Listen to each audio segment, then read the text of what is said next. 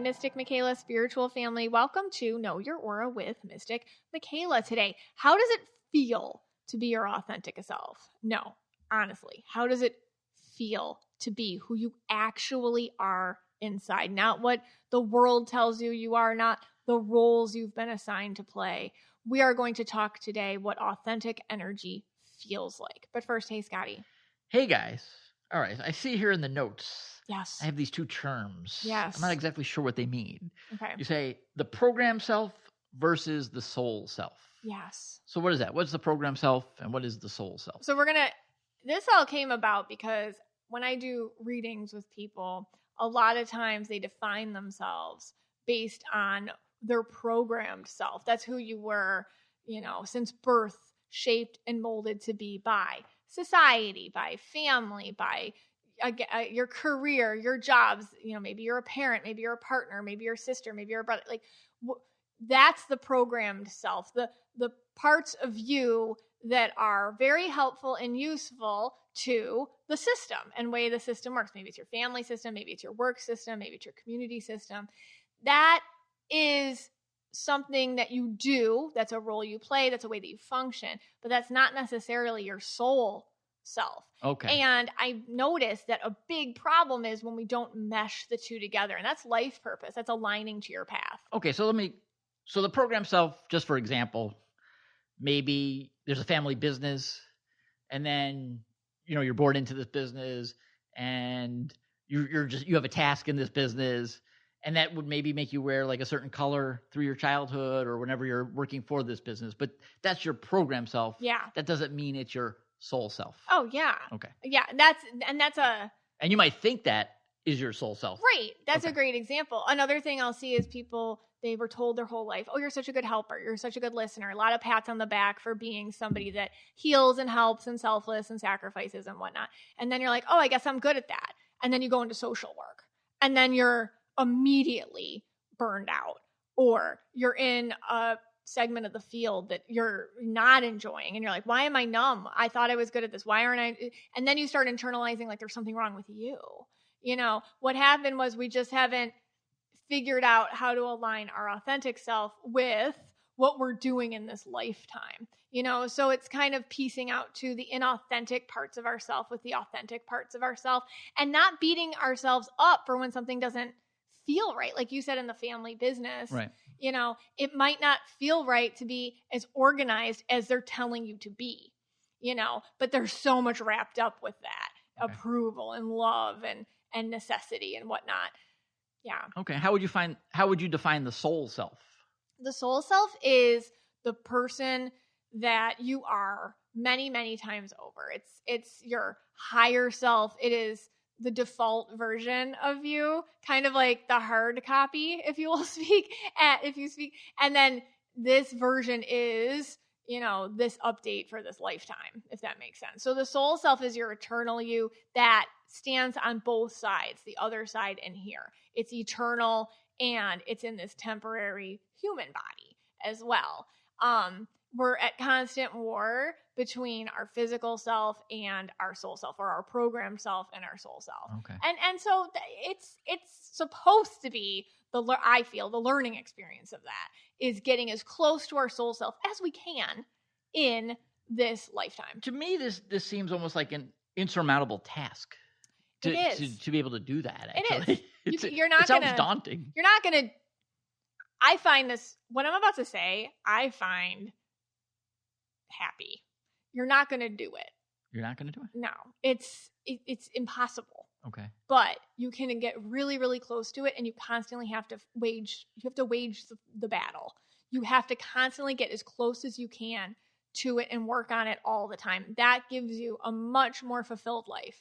Okay. This kind of is it, now I might get a little woo here. Is this something that could I'll take a page out of like Buddhism and Hinduism. Is this something that takes many, many lifetimes maybe? I think so. Because, in the Hindu religion, you can't get to Brahman, which is like the ultimate thing, in one lifetime. They believe it's many, many, many, many times of being reincarnated to get to the oneness with the universe.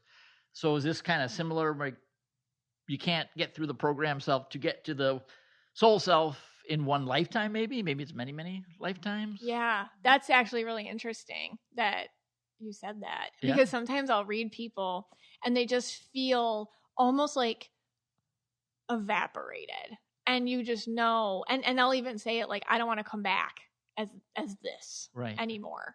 Like they're exhausted soulfully. It's like they don't identify with anything human anymore, and they're not depressed. And they're not like, this isn't self-harm. This is not any of that kind of stuff. It's like a spiritual, just kind of like, I'm done here. I've learned everything I can. And I'm ready to move on. So I do feel that this is a story arc of many, many lifetimes. And it's catching you this lifetime. I find that comforting. Some people might find that overwhelming or daunting or stressful or depressing. But I honestly, like you, as I'm talking to you, yeah. But I find it like really interesting and inspiring. Yeah, I mean, all right, so I got to bring it back to myself, of course. Of course. I always do. I know I was probably born in the 50s. Like, I lived in the 50s for some point. I just love the 1950s. Scott got to the point of woo, where he has pinpointed his reincarnation times. I believe I believe in 3. I believe I was at 1950s. Okay. I believe I might have died in the Vietnam War. Interesting. And at one time, I think I died by shark attack. Okay. Okay, so those are my 3 past lives. Yeah.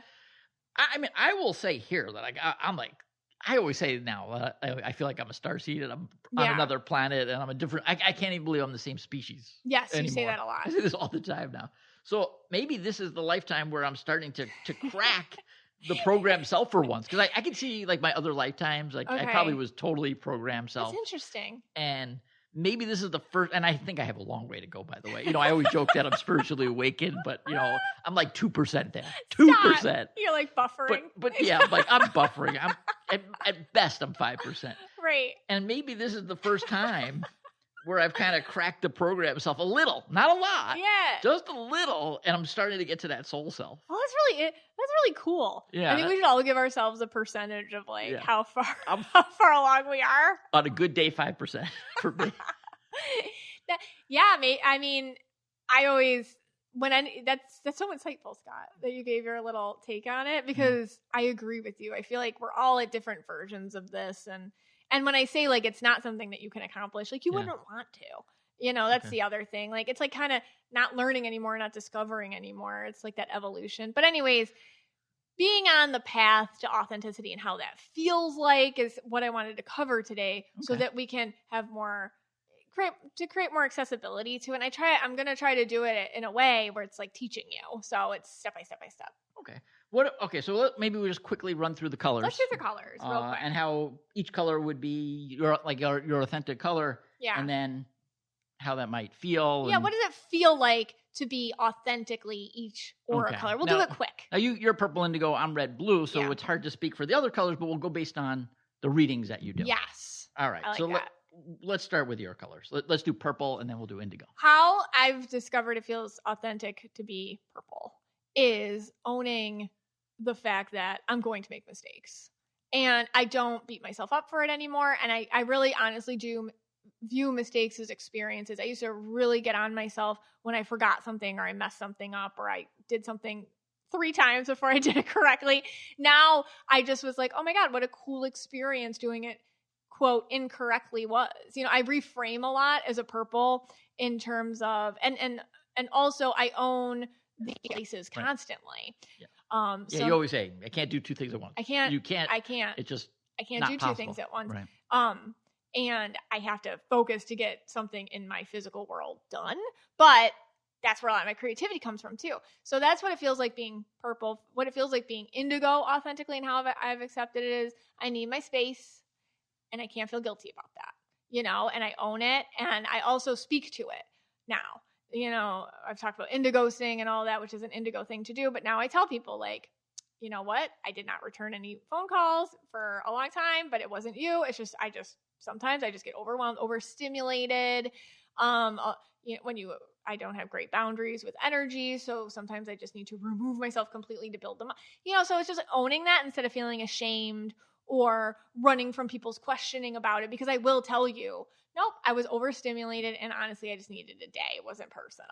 I'm not ashamed of saying that I get overstimulated and then I'm very sensitive in a sensory way. I mean, Okay. that's just my takes. I'd love Right. to hear everybody else's, by the Okay. way.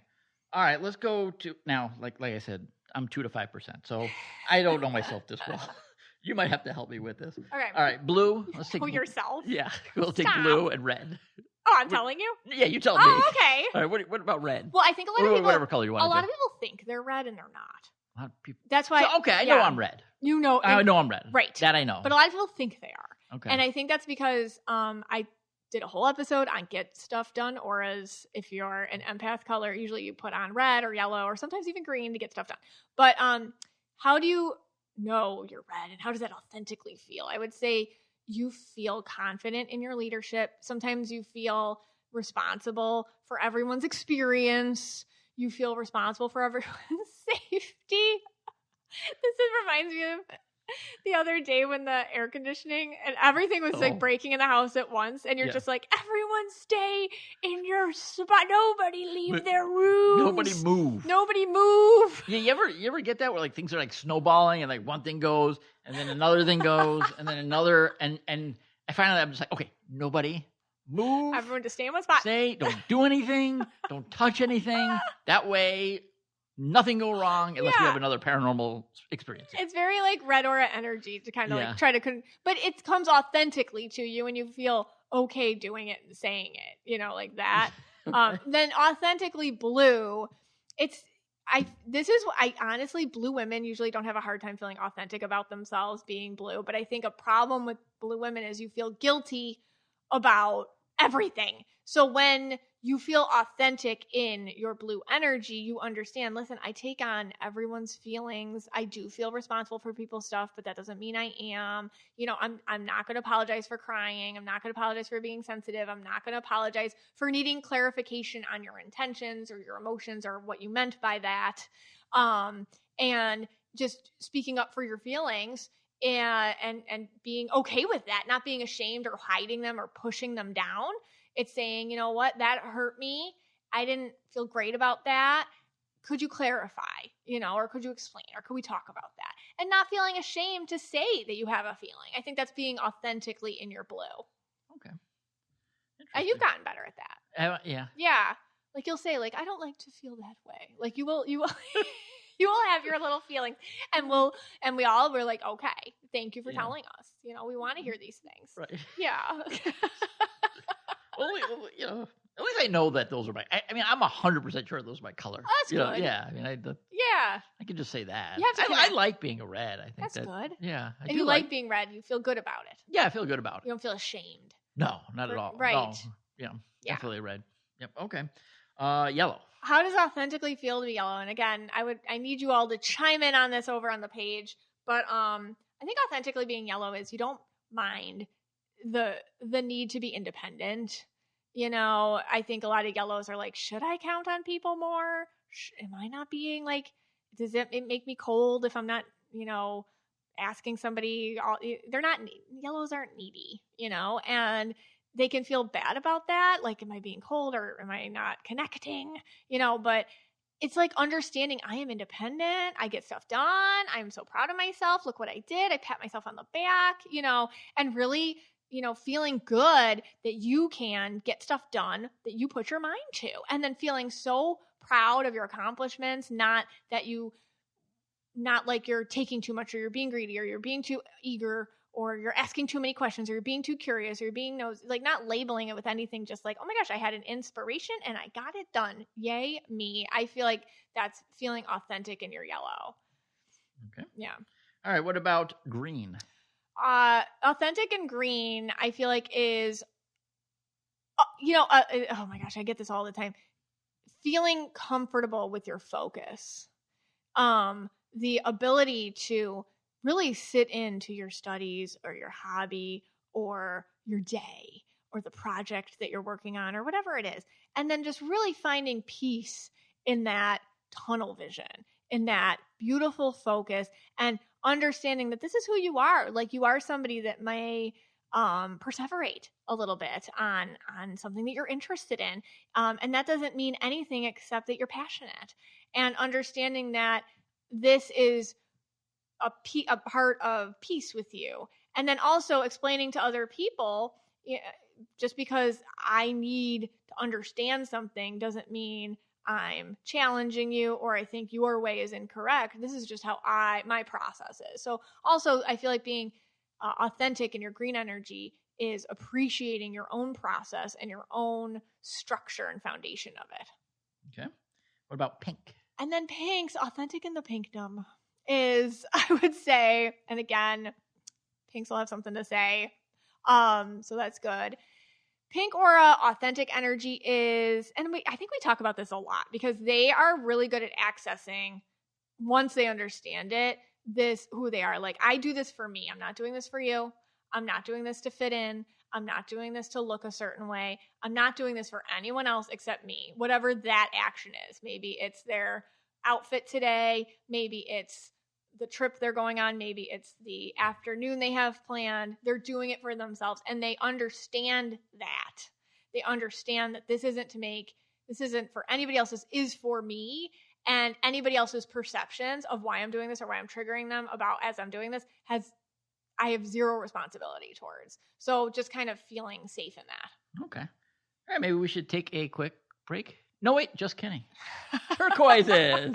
Turquoises. We did not forget about you. Psych. Even though maybe the authentic turquoise realizes people might forget about them. Yes, they do. They always get the other day at dance class, somebody just dropped the door on my turquoise Abby.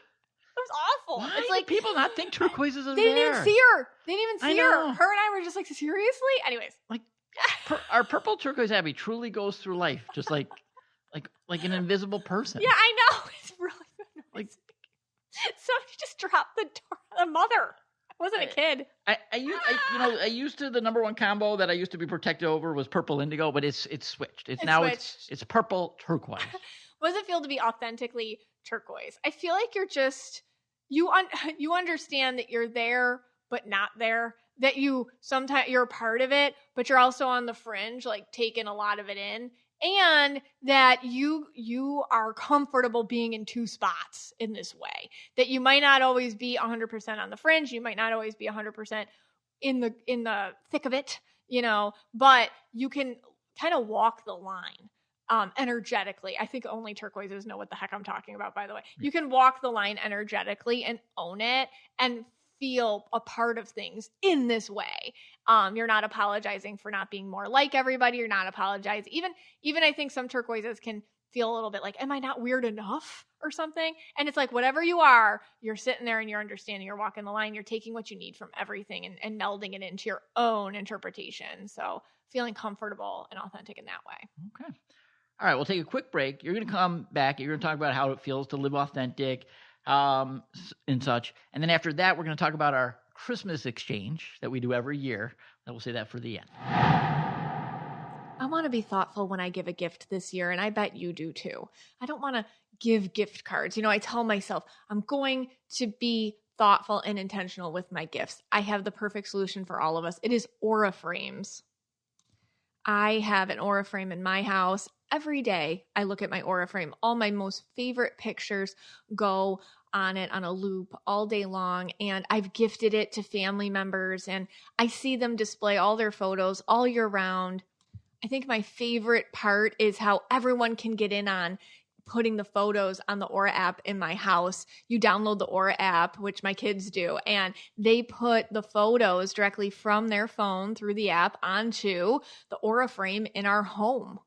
And you can add these photos anywhere, anytime. And guess what? You can even preload and personalize the Aura frame before you send it. So if you want to send it to grandma who lives out of state, you can preload the photos on it. So when she plugs it in, there they are.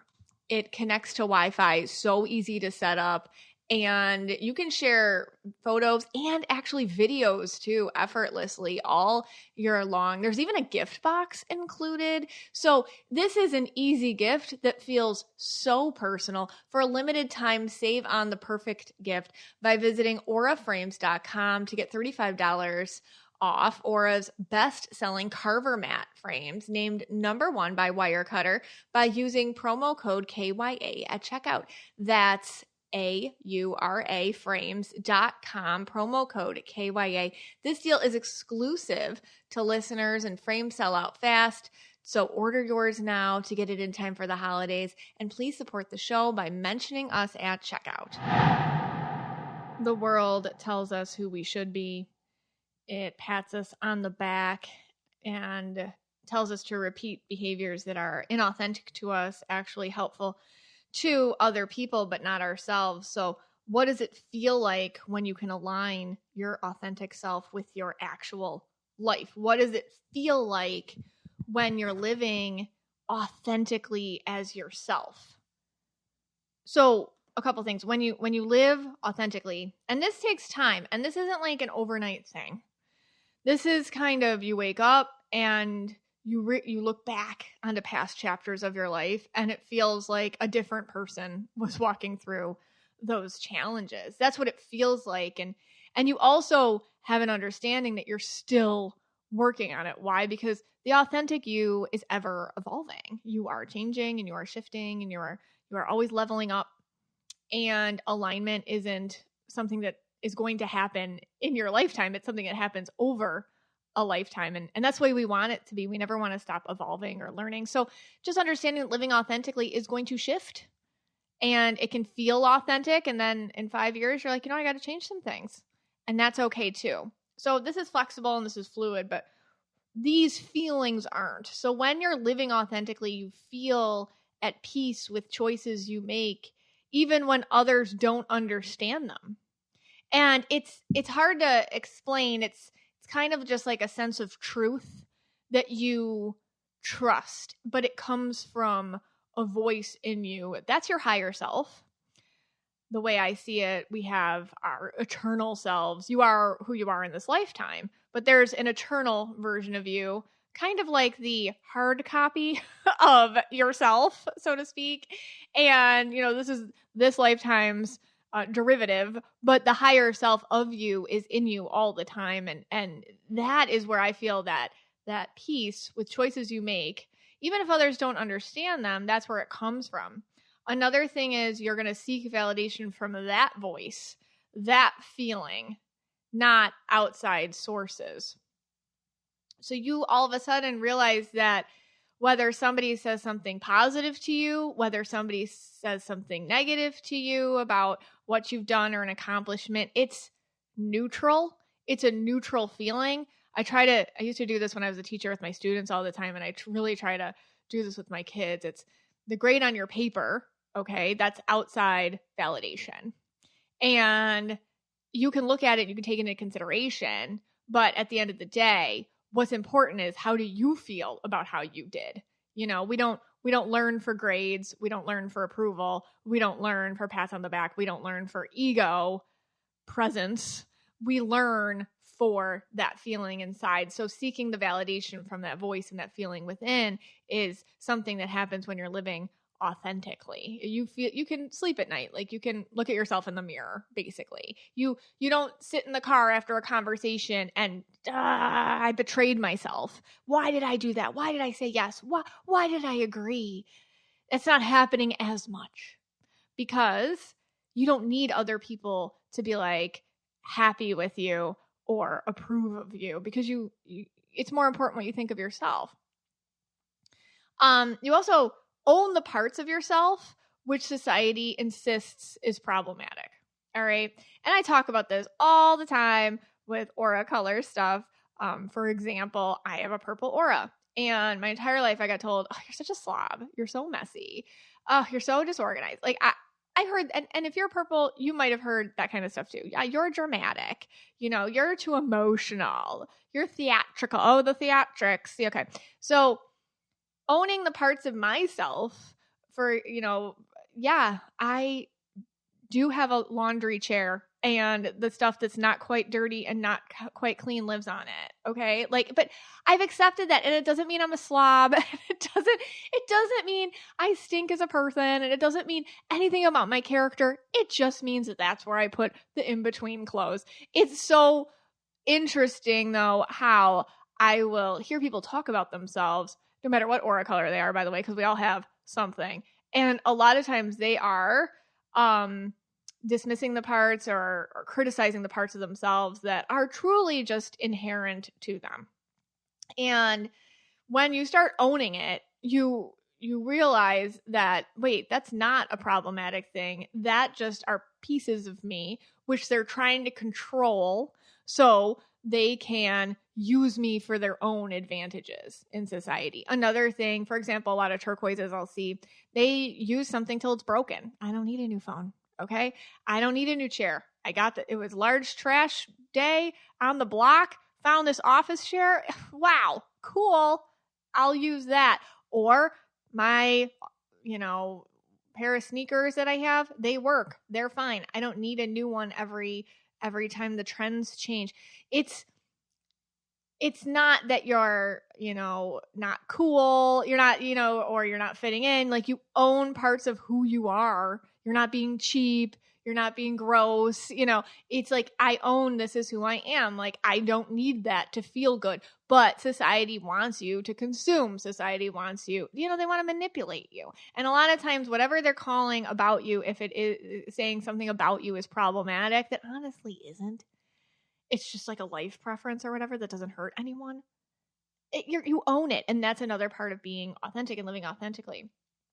Another thing is, it's almost, when you're living authentically, it becomes honestly almost impossible to play pretend, wear a mask, fit in for the sake of social acceptance. It might be hard to even just go to something that other people, and they won't get it. You know what I mean? Like, you'll go to that meeting, or you'll go to that play date, or you'll go hang out with a different set of parents, if you're a dance mom or something, and you're like, oh, this is my life, by the way. And you go in, you're like, oh, and it becomes actually painful to be there because you're feeling yourself mold into whatever that vibe is. When you are living authentically, it's exhausting to do that anymore. And it's something that you just avoid doing, and you don't want to do it. And you don't feel bad about it either. Another sign that you're living authentically and how that feels is you feel safe in your relationships. Okay. Like with your friendships, if somebody forgets to call you, or you notice two of your friends are getting together and for some reason nobody called you or something, immediately you're not hurt. You're like, oh my gosh, you just know deep down that whatever it wasn't personal. You feel safe in your relationships. And let's say you did reach out and you're like, hey, you guys, you should invite me. Oh my gosh, we're so sorry. Oh my, and they'll sit there and they'll own it immediately. Your relationships are safe, and there's honesty in them, and there's unconditional acceptance and love, and there's room for you to evolve and move forward, and there's room for you to have honest discourse and grow together. Not expecting everyone to be perfect, but definitely expecting people to care about how you feel and vice versa. So you feel safe in these relationships. They're not relationships where you have to be somebody for someone else.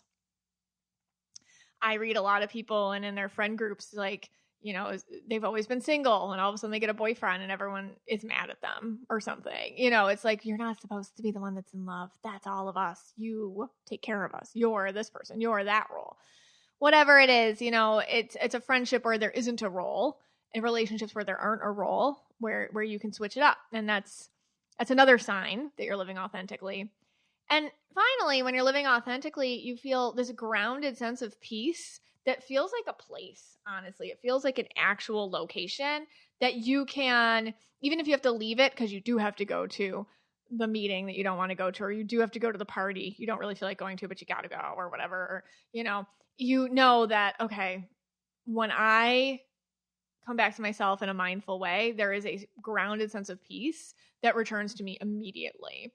And in that space in yourself, you feel safe and calm and aware, and not that there's no challenges. It's just there's a sense of confidence in your ability to handle anything.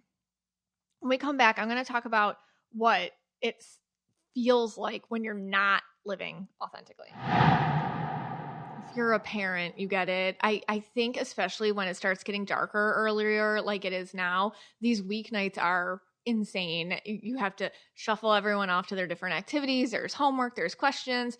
And what don't I want to do? I don't want to just throw food at the kids that isn't good for them.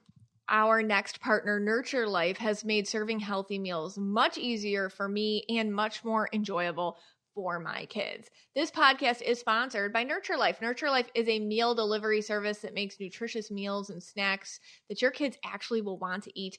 Nurture Life's whole menu is perfect for kids ages 10 months to 10 years old. Their fresh meals and snacks are delicious, nutritious, and fully cooked. That means they are ready to serve in just 1 minute. Nurture Life lets kids enjoy a healthy, nutritionally balanced diet while still eating all their favorites like mac and cheese, spaghetti and meatballs, and much more. So parents can be sure there's always a healthy meal that their little ones will love. That's why Nurture Life is the top meal delivery service for babies and kids and is even allergy friendly too. My friend uses this and her son is about, I think he's about like 10 or 11 months old. So he's getting into those little finger foods and they have perfect meals, perfect portion sizes, the perfect size for those little fingers who are just getting ready for self-feeding. My kids were obsessed. Oh, and I'm going to include myself in this with their corn dogs. I feel like I could eat these all day. My kids love them. They are a fan favorite around here. So head to nurturelife.com/KYA and use code KYA for 55% off your first order plus free shipping. That's right, 55% off plus free shipping. Once again, that's nurturelife.com/KYA and make sure you use my promo code KYA. Even if you aren't a parent with young kids, you might have a parent's friends who struggle with mealtime. Make sure to share our code so our show gets the credit. Remember, put your little ones first with healthy meals from Nurture Life. So what does it feel like when you aren't living in alignment with your authentic self? Okay, your programmed self, the one society has tried to mold you into, it's running the show. What does that feel like? And I'm going to tell you right now, you have felt this way at some time or point in your life. Maybe it's now. Maybe the things I'm about to say are you're like, oh my gosh, that's how I feel. It could also be you feel authentic in some contexts of your life, but you feel inauthentic in other contexts of your life. And it's good to be aware of where you are living authentically in your life and where you're not living authentically. Newsflash.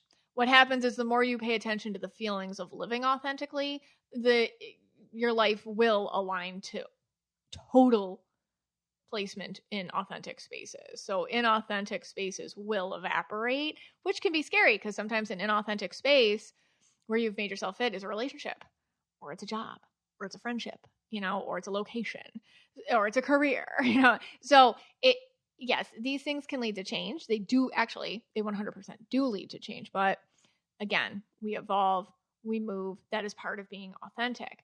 All right, so when you're not living authentically and your programmed self is running the show, this is how you can feel. You can feel more worried about making others happy than your own peace of mind. People pleasing. Something that if you lead with an empath aura, it's honestly hard to ever eradicate that from your life anyhow. It really, really is. Only because you tend to, or you actually do feel other people's feelings as your own, and it can modify your behavior. But when you're living authentically, you notice it. You understand it, you realize it, and because of that, you have more control over when and where you do it. I'm not saying there's no slip-ups. Of course there's slip-ups. 100%, because you tend to gravitate towards people that need a lot of healing, and those people want you to please them. But you find the right spaces to put that energy into, the ones that give back, not just take. But anyways, people pleasing, you just become more worried. You'll throw yourself under the bus to make other people happy, even people you don't know. And it's a self-betrayal. Another way you're not living authentically is and how that feels is approval lives outside of yourself. Okay, so all of a sudden, it didn't happen unless you posted on social media, or you got a certain amount of likes or comments or what have you. What others say is extremely important to you. You have to look a certain way. You have to be a certain way. You have to dress a certain way. You have to drive a certain thing. These things are essential to you feeling okay about yourself. I'm not saying putting on your lipstick and getting cute and going to the store. That you do for yourself. Okay. I'm talking about doing all that for someone else, or doing things that will flag your acceptance into their perceptions. All right. So it's like approval in general lives outside of yourself, or pats on the back, or grades, or the promotion, or the title. These things are happening for you. When they happen for you, you are borrowing the reaction and the perception and the emotion of other people. You're borrowing their approval and utilizing it for yourself, which is always an empty and short-lived way to be. So yeah, another way you're not living authentically and how it feels is you see yourself only as the role you play, but feel numb to a deeper connection. And man, oh man, do I see this when people take like one of my aura quizzes, like in my book, What's My Aura, for example. And I even say, and before you take the quiz, it's like, do not take this as other people see you. Take this as yourself. Or sometimes I'll tell people, take it as your 16-year-old self. Go back. Who's 16-year-old you? Like go back into a mindset where you're freer, where it's not defined by the roles you play or how other people view you or what your role is to other people. Like I could say, for example, oh, I'm conscientious, I'm thoughtful, I'm, a good listener, but putting that, as a mother, I am giving, take a step back, be like, are these things that you do because other people see them as you, or how do you connect to those in your own life? Like, what do you get from them personally? So there's things like the boss, right? There's different roles we play, or the hard worker, or the perfect partner, or the self-sacrificing parent, or the volunteer,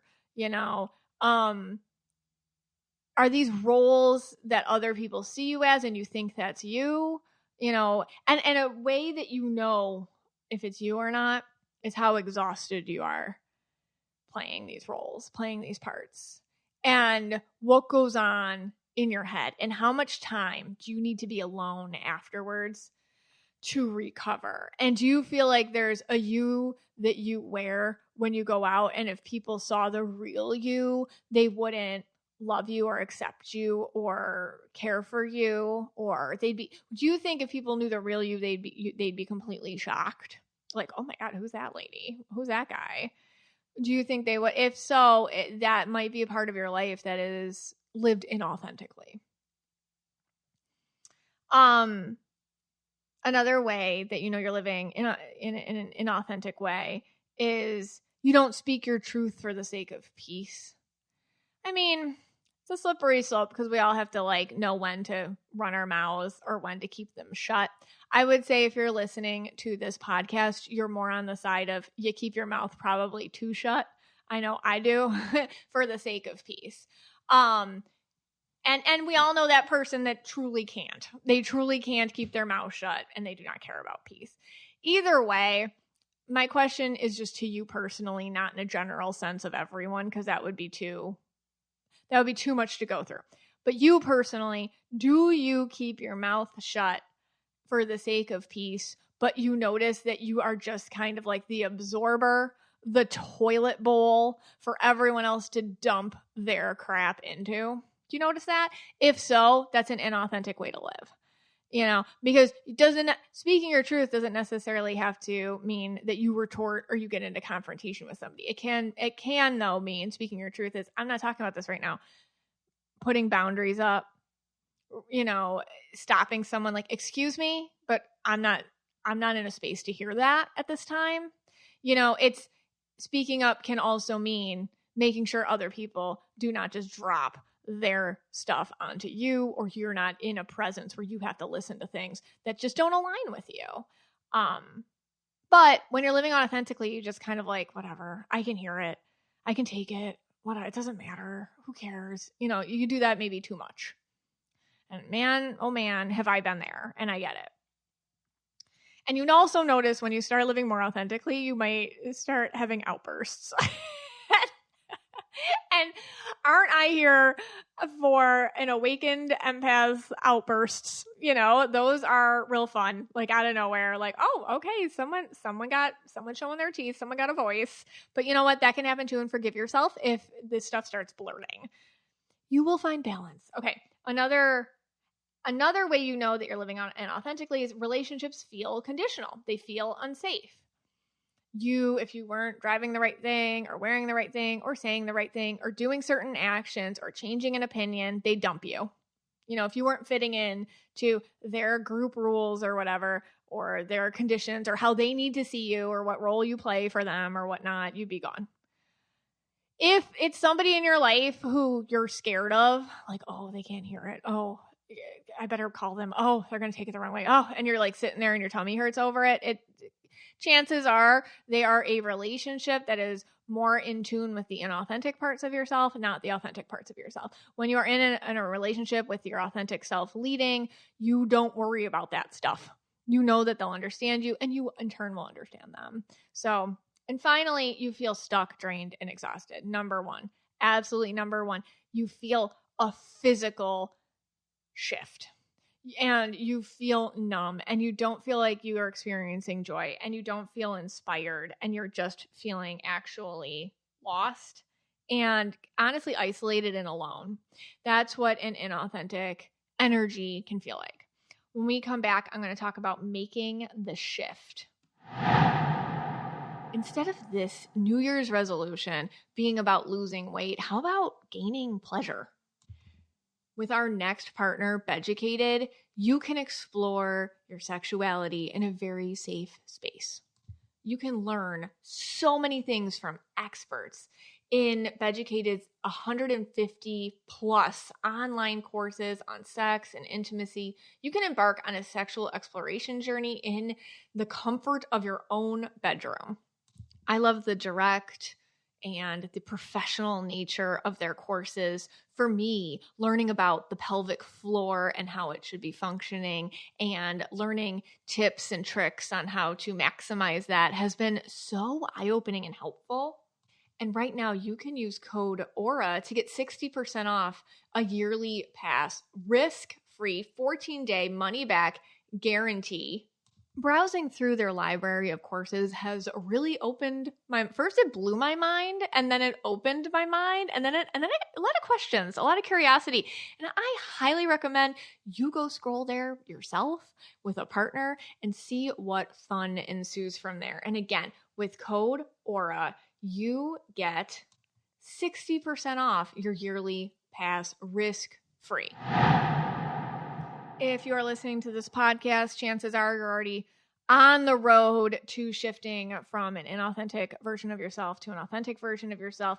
And chances are you're already in an authentic version of yourself in many places in your life. There might be a few inauthentic versions of yourself that you'd like to eradicate. We just haven't figured that out yet. But I'll tell you, don't get overwhelmed, because the first thing with living authentically and living in alignment is the more you practice it, the more the chips just fall where they fall. The more the 5D, I call it, that's the space where everyone is, that's where emotions live. That's the fifth dimension. That's the habitat of our souls. So the more that you take the time to experience life in authenticity and practicing that and paying attention to that, putting energy towards that, the more the 3D or the physical representation of the soul dimension will reflect that. All that means is your jobs will change, your relationships will change, your contexts will change to match it. It has to. It has to. Because your energy is shifting and it's attracting different things and dropping other things. So how do we make this shift? Like I said, you're already doing it. So meta think. Observe your thoughts. You are not your thoughts. You are the observer of your thoughts. When you're having feelings, when you're having thoughts, when you're having reactions, I picture myself, it's like my higher self, and she's back there with like a little journal, and she's like, interesting, Megan, interesting choice. Oh, you feel this way, but you're covering it up by saying this because you're ashamed. Observe your thoughts. Pay attention to the real motives behind everything. Are you angry, or are you just really sad? Secondary emotions hold so many keys. Are you jealous, or do you feel a sense of lack? Where's the boo-boos? Where's the wounds? Because it's underneath all your motives. Something's there. And when you at least admit it to yourself, you are living authentically. You don't have to fix it. You just have to see it. Speak your truth And honestly, to yourself first is fine. Again, a lot of us listening hate confrontation, and me one of them, and I totally get it. At least be truthful with yourself. You know, like, I didn't like what that person said to me in my presence. I am not thrilled that I couldn't get my words together in time to retort back something important.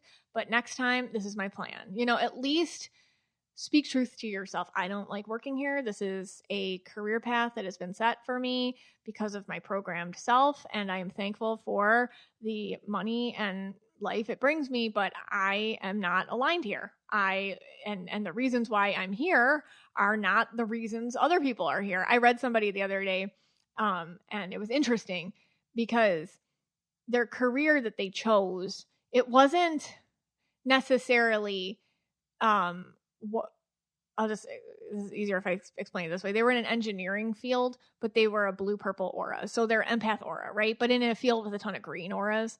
And they were like, I just realized that I went to this world, but I'm not connecting to it the way everybody else is connecting to it. And it's like, exactly. You can be in a job or be in a career and understand that, okay, my passions for this place are not the traditional way people think the passions are. Like, as a blue purple in this environment, I like working with green auras. Okay. And I enjoy the calmness of this environment. I like that they let me do what I'm allowed to do here. I can go meet my husband for lunch every day. Like, that's what I like about my job. You know, it's okay to like understand what is it for you that works. And that's part of unlocking the authentic self and shifting to that, at least just being honest about what does work for you. And realizing it's probably different than what it's supposed to be, with quotes around it. Set boundaries. That's a big one for the shift. Practice one place in your life to fix something that you notice you're struggling with.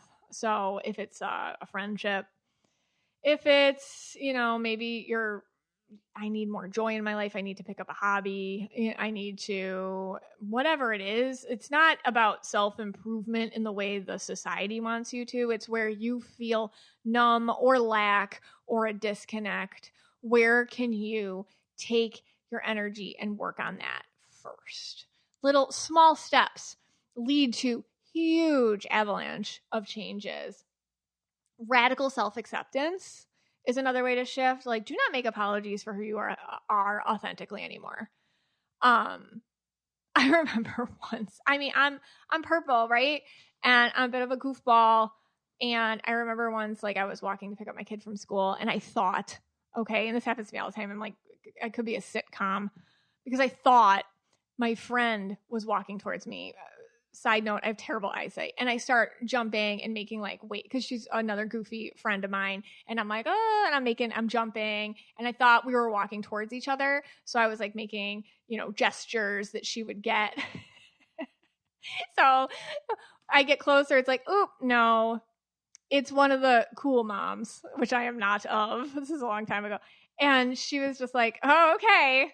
And then, you know, I'm like, okay, I'm embarrassed, but like, whatever. I'm a grown adult woman. I don't care. I don't care if I make a fool out of myself. And I said, oh, I thought you were my friend. And she was just like, okay. And then we're all standing around waiting for our kids to be let out at the gate.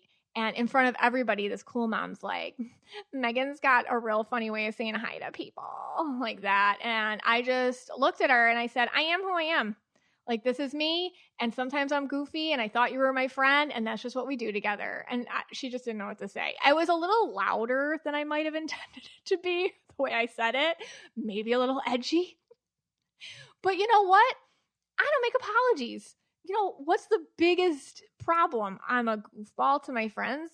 You should probably want to be friends with me then, because I'm fun, you know? So we're not making apologies for who we are anymore. I'm not going to sit in the shower for years after that and be like, oh my God, I'm so stupid. I feel so dumb. I have done that, and I don't do that anymore, because at the end of the day, it's like, shrug, I don't care. And the friends I have do the same thing. So anyway, so radical self-acceptance. We're not making apologies for who we are anymore. And then also, finally, find a crew of people that are like you, that make room for you, that get it. I mean, and I always got to tout, because we got the best crew, the Mystic Michaela Spiritual Family on Facebook. Every time we do events or discussion groups or workshops or anything, or over on my Substack. I mean, these are people that just like accept immediately. It's like a soul bond. So that's why we have so many people from so many different walks and areas of life just bonded, because we're all there with the purpose of intention. So I always encourage you to join the Facebook group at Mystic Michaela Spiritual Family. And that is where I would love to continue this discussion, because you guys are my favorite. And that's why we're a family, because we are all evolving and aligning to our authentic selves together. Hey, Scotty. Hey, guys. All right, before we finish up today, I think we have to talk about the Christmas exchange. We've been doing this for many, many years, maybe 16-something years, something like that. On this podcast, we've been doing it for the last 5-6 years. All right, what is it? So the Christmas exchange, Scott and I started about 16 years ago when we were a young couple, and we would set a budget and a theme. So the budget's usually inexpensive, and then the theme is best ornament or best impersonal gift. Right. And then, of course, I'm married to a red aura, so there's always a winner.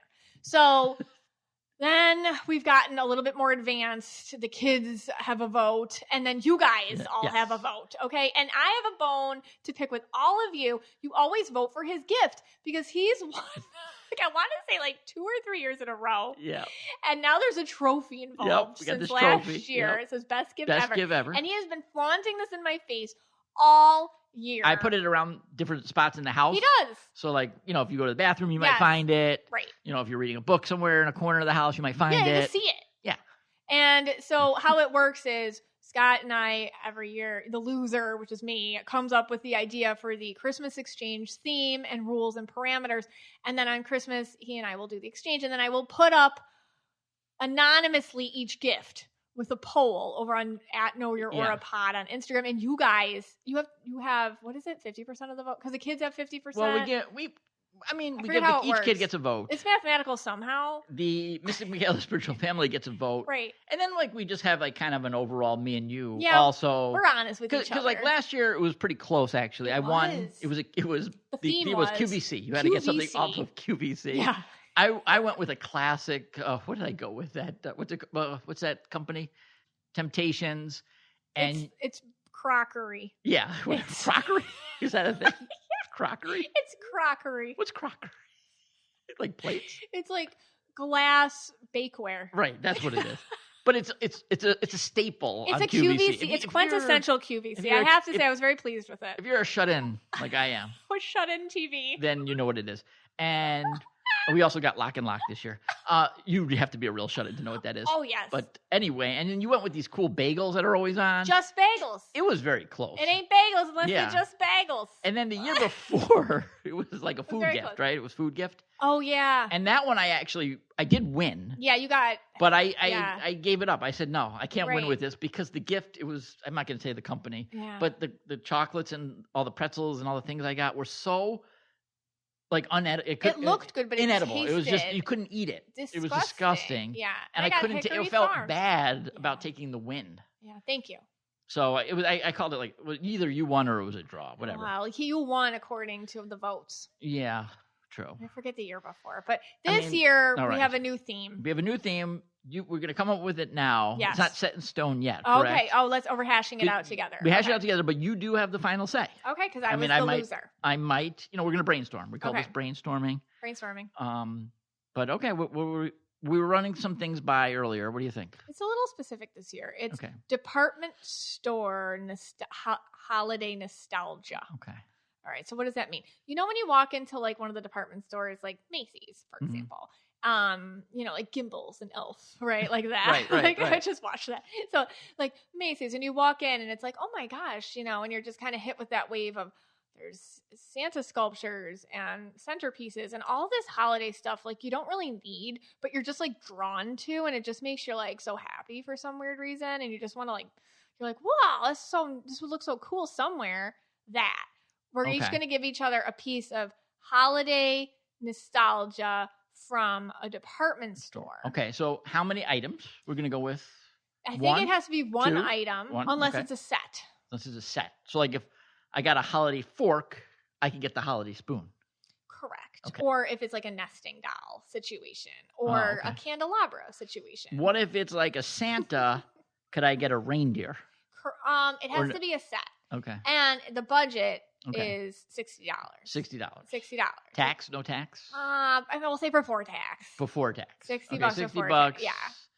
Before Taxes. tax. Okay. Before tax. Because Okay. if it's like $59.99, you know what I Okay, mean? and Like, does it have to be bought in store, online? it has to be in store. In store. So like we have to You go. can't You get it gotta go. online. You need the experience of it. Okay. Okay, you really got to walk in. You got to smell the smells. You got to see the sights. Okay. You have to deal with the crowds. All right. So, now what constitutes a department store? Are we going to say? So that's like Macy's is definitely Right. J.C. Penney's. Yeah. Now is like, let's say Walmart. That's not a I'm department gonna say store? no. right? I'm That's gonna not- say okay. it has to be in a mall. Has to be attached to a mall. I'm going like very 90s here. Okay. I'm going back like a Home Alone vibe. Christmas Vacation vibe. Christmas Vacation. Okay, like they all go to the mall for their gifts last minute. Okay. You know, like that. Like I'm going into that realm. Okay. So it has to be a traditional department store. Holiday nostalgia. That's attached to a mall. Yeah. Okay. So like it can't be like Costco is what we're saying. No, and it can't be online. You got to go in. And you have to go in. You have to cannot go get in. this online. Yeah. I don't know. Should there be bonus points if you get it wrapped at the department store? Oh, can you? They still do that? I don't know. Do they? I know, like in the mall, you can get like things wrapped. They used to do it like I mean, at customer service, okay, but I don't know if they even do that anymore. I think know if they I'm do that. aging myself. Yeah, I don't know if they do that. Like, people Maybe are like, at, nobody like- does that. Maybe at They like used to do one it of for the. free. Yeah. Okay. They So- used to, yeah. All right. Well, that's part of the presentation. Okay, maybe it's part of That's part of the presentation. I feel like I need to make a rubric.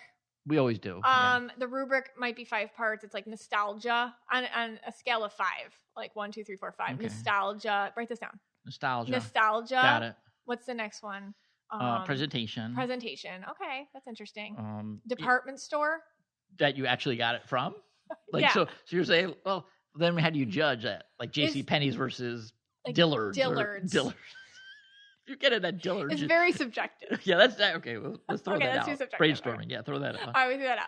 Wait, I need 3 more All right, yeah. rubric All right, things. we're- I don't know. Maybe we this got is too time on much that. for Yeah, now. it's We'll too come much for back. now, We'll come yeah. back. All right. Okay. Wait, did I do nostalgia? Price. You got to get the price. Price. You have to be holiday. No, holiday. the price isn't a rubric. It's like you get it or you don't. Oh, okay, right. You know, because if you're over, you you finish. just lose. It's an The trophy's automatic gone. fail. Trophy's gone. Yeah. See, these are all rules for all of the exchanges. And guys, we like to hear what your exchanges are too. A lot of Know Your Aura listeners have been running their own Christmas exchanges with their friends, family, and partners because of us. Question for you. Yeah. Now, probably our most popular contest of all time Okay. was 15 minutes in a Walgreens. I think that was the best one. You came up with it. That's it. You came up with it. All the credit to you. Yeah. I was like leery of it when you announced Oh it. no, that was my But favorite. I would say that was the absolute best one we've ever done. I encourage you to do, and you have to do it on the 23rd or the 24th. Right. I feel like for because the stress and anxiety has to be part of the gift giving, and you have to time yourself. 15 minutes. And we timed each other. We Yep. had it on video, and you have to scream at them. You got to be like 15 minutes in a Walgreens, and that's it. And then they run out. And it's like card, Right. gift wrap, Yeah. everything That was- included. I won that one. I say 1 year. Can you bring, like, let's say I lose this year. I don't want to put I that think that was out. the last Wait, I one don't I want to won. put that out in the universe. Oh, okay. I got to manifest that I'm going to win again. Yeah. But could I then bring back an old one like that? Ooh. Can you? I mean, 'Cause if we you gotta, want to copycat it, you can. I can do like 15 minutes in a Rite Aid. I think Rite Aid closed. Oh, I don't think there's okay, many fine. of those anymore. 15 minutes in an Ollie's. Ew. Okay. When we first, I think once we wanted to do like a Tuesday morning. Remember Yeah. those? Like some of these stores. But they are went out like- of business. We they did smell funny. Burlington. We did it. Yeah, I don't like. Maybe it's my indigo. I get really stressed out in like TJ Maxx Yeah. or Burlington or Ross or like any of those stores that are just like Yeah. crap everywhere. Do you think anyone's still listening? No. I think we're just talking to I ourselves think right so now. too. This became like an actual conversation that we just would have. Yeah. Anyways, we won't All right. So bother there's you no time. anymore. So the last thing I was going to say is Okay. there's no time limit on this. What do you mean? When you go to that department store. No. Actually, Take your time. soak it up. Take your time. Get a Starbies to Okay. walk around. Walk with, around. Okay, wear a full length, Ugly winter sweater. coat. Oh, okay. Or yeah, sure. If you have a full length ugly sweater, Scott, I'd like to see it.